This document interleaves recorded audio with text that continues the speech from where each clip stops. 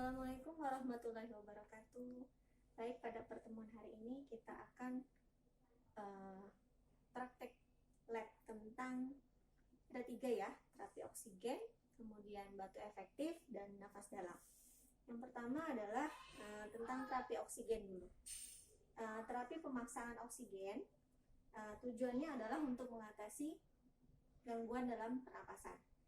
Gangguan pernapasan berarti dia untuk mengatasi sesak napas. Ada hipoksia, kekurangan oksigen dalam jaringan, kemudian menurunkan kerja pernapasan dan beban kerja otot napas pada saat kita sesak. Tadi sesuai dengan indikasinya, pasien dengan hipoksia, dengan gangguan sesak napas ya. Kemudian kontraindikasi kalau dia ada fraktur di daerah wajah, bagian hidung, itu tidak boleh dipasangkan oksigen. Kemudian macam-macam terapi oksigen ada macam-macamnya, nanti Ibu jelaskan sesuai dengan alatnya. Ada banyak jenis alat-alat yang dipakai, selang-selangnya ini. Yang pertama kita persiapan dulu ya, persiapan alat untuk oksigen. Yang pastinya ada tabung oksigen. Tabung oksigen ini nanti ada ini tabungnya, ini ada alat pemutarnya, kemudian di sini ada humidifiernya, kemudian ini untuk melihat berapa kadar oksigen yang akan kita masukkan ke dalam saluran pernafasan ya, lengkap dengan manometernya. Kemudian ada selang oksigennya yang pasti ya, selang oksigennya ada banyak. Ini masker, bentuk masker sederhana. Ada yang rebreathing, ada yang non rebreathing. Rebreathing berarti nafasnya diambil kembali, berarti ada ininya ya. Nafas yang dia keluarkan masuk, kemudian masuk lagi. Ini ada lubangnya, dan ini yang non rebreathing. Kemudian ada yang kanul ya, kanul nasal berarti masuk ke hidung. Ada yang cabangnya hanya satu, ada yang 2. Ini namanya binasa. Nah, ini untuk dipasangkan ke alat oksigennya. Kemudian ada oximetri. Ini yang dimasukkan ke jari. Nanti kita pelajari ya. Air atau air bersih ya, air keran untuk melembabkan oksigen yang masuk ke dalam tubuh supaya tidak luka di daerah pernapasan. Boleh mau pakai hand spoon, yang bersih saja ya. Ini ada bengkok, kemudian ada foam tutup. Ini hanya untuk menunjang, pakai stetoskop dan lain-lainnya. Ini yang pertama adalah persiapan pasiennya dulu ya. Nah, yang penunjangnya tadi pakai stetoskop itu untuk mengecek saluran nafas pasien. Persiapan alat, kemudian kita dekatkan alat ya. Dekatkan alat ke pasien, identifikasi pasiennya, kita dengarkan nafas di bagian toraknya ya. Assalamualaikum Ibu, kita cek dulu nafasnya, sesak nafasnya ya. Kelihatan dia ngap-ngap, RR-nya berkurang ya, atau RR-nya naik, radipneu atau takipneu. Setelah kita cek, baru kita jelaskan ke pasiennya. Ibu karena sesak napas, kita langsung pasang oksigen ya, supaya nafasnya lebih enak. Kita pasang aja yang binasal ya.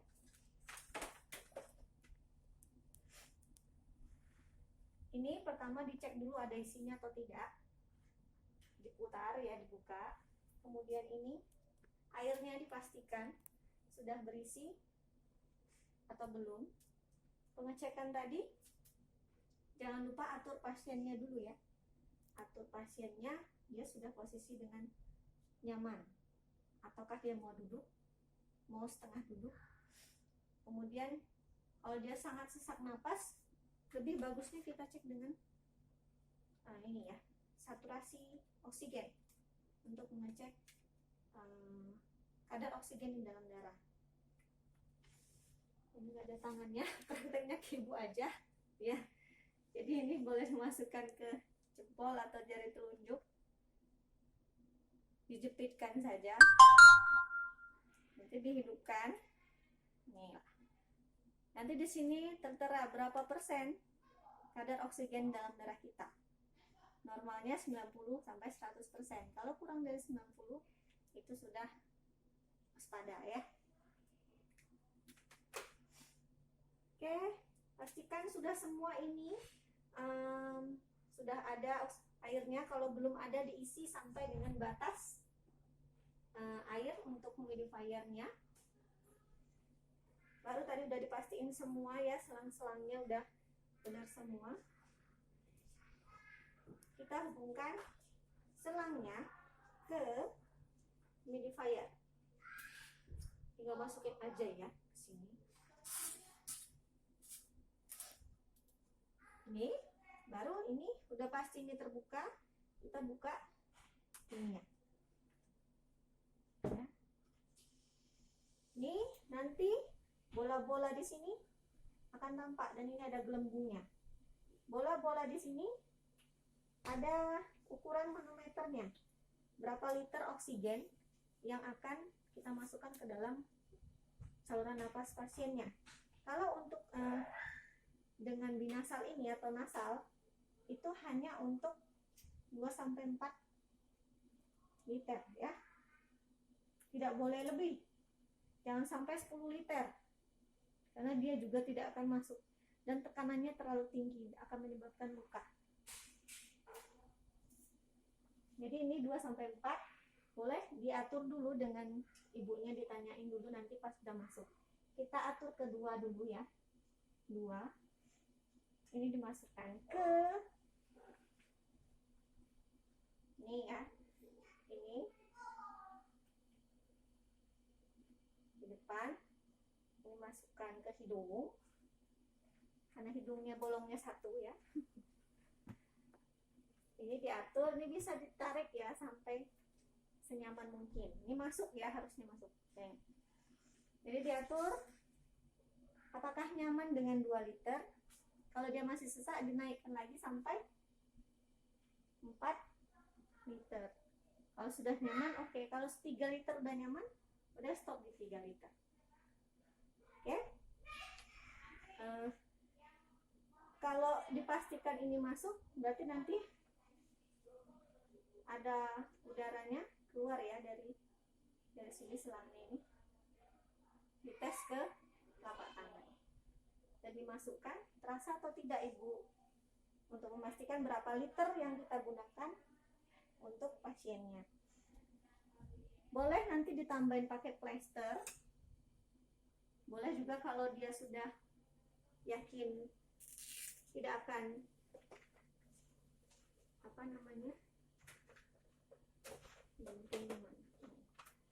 penting plester. Kalau dia yakin tidak akan lepas-lepas, ya nggak apa-apa, nggak dipasang plester. Kalau mau lebih, supaya nggak gerak-gerak, boleh pasang plester di kanan dan di kiri. Ya.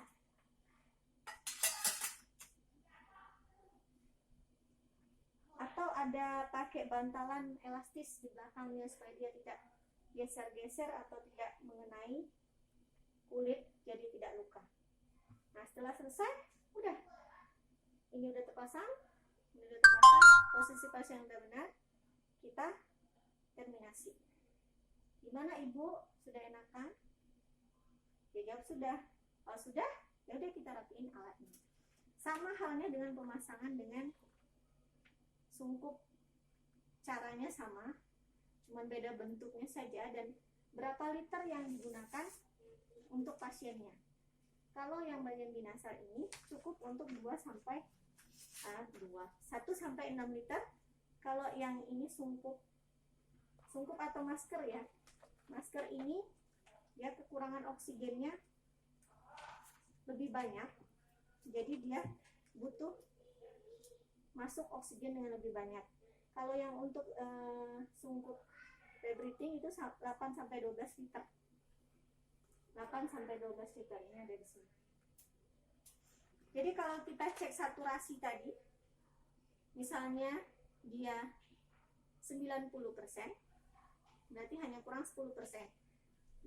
Kurang 10% itu 24 sampai 44% yang dibutuhkan batasannya tadi. Jadi dia cukup dengan binasa. Tapi kalau di sini kita cek saturasi oksigennya 60%, berarti dia kehilangan 40%. Dia pakai sungkup dengan konsentrasi 5 sampai 8 liter.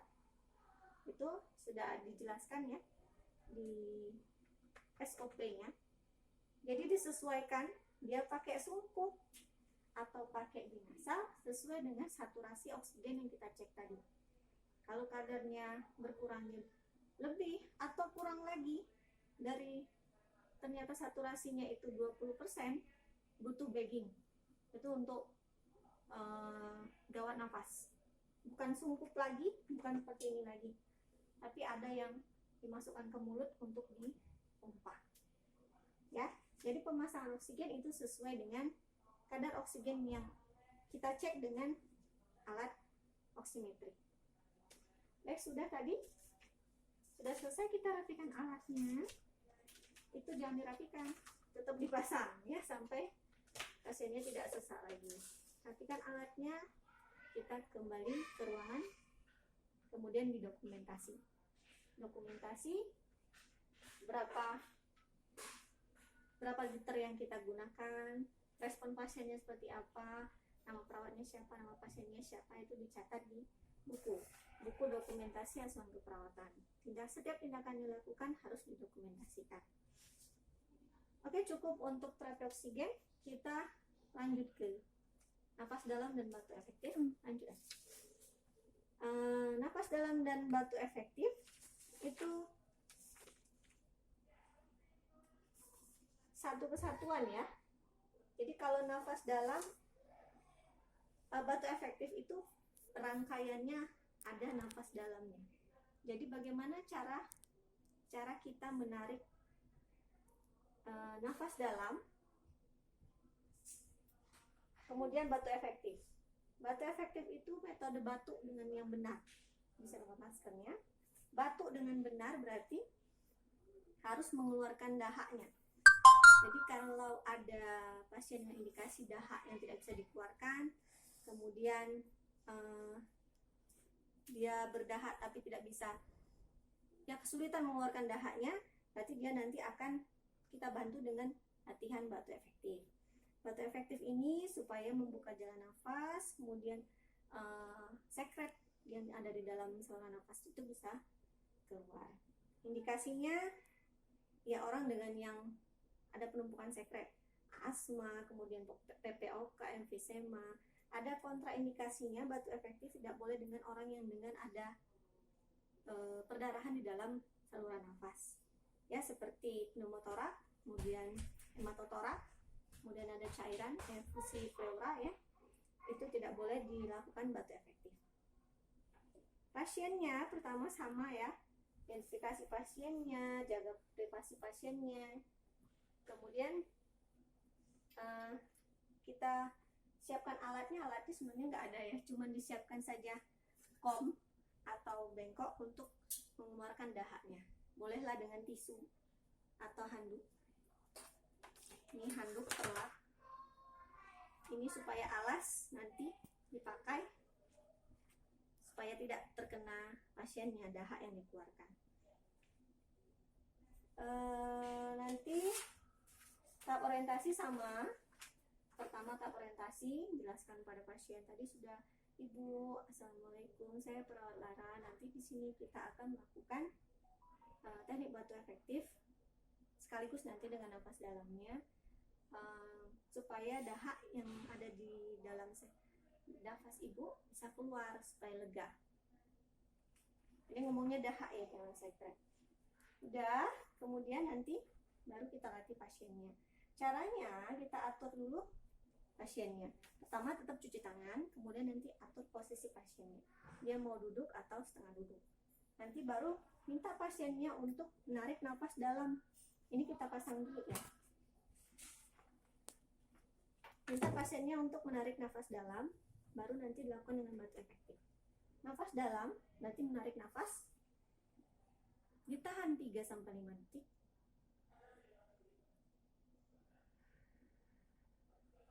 dikeluarkan semaksimal mungkin. Itu nafas dalam. Jadi tarik nafas dari hidung,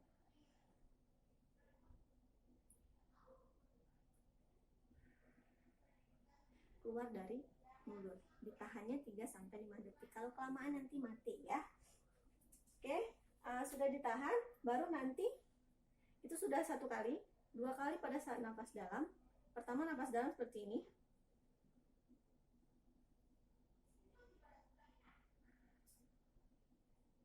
Untuk batu efektif hampir sama dengan nafas dalam. Caranya